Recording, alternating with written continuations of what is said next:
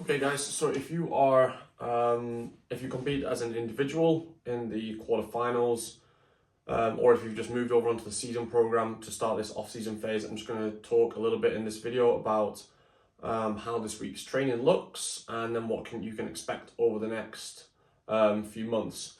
So this week it's not the official start of the off season. That's going to start from next week once the team athletes and the masters have finished their quarterfinals, to give them a chance to catch up after a couple of days rest. So this week has a very similar feel to the off season, but we've not really started any of the strength progressions, maybe some of the more linear progressions that we're actually going to do. But it does give you a very good feel of what an off-season week would look like. You can see that across the week, there is, of course, plenty of heavy lifting. That is one of the main priorities. You've got a lot of gymnastics laid in there. And then we've also put in what I think is a decent amount of conditioning work, considering this is the off-season.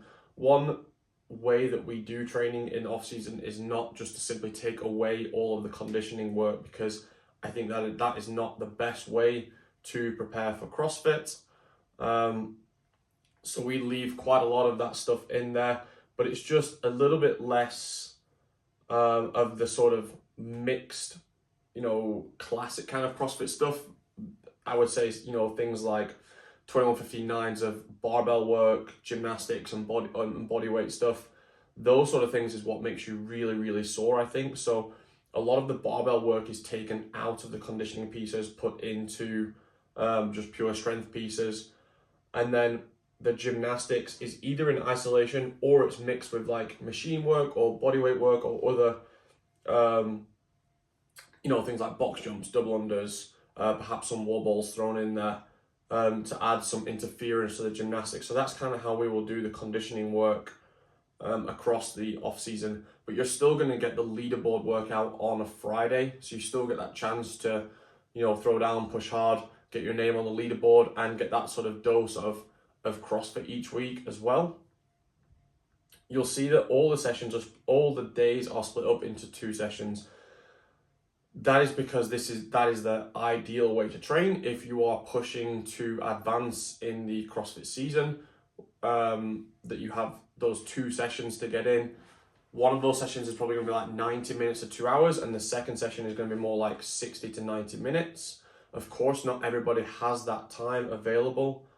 So what you're going to need to do this week is pick out the bits that are most important to you if you're condensing into one session. I would not suggest that you put all of the work that I've put into one really long session, because it would be a really high volume. So pick out the most important bits to you.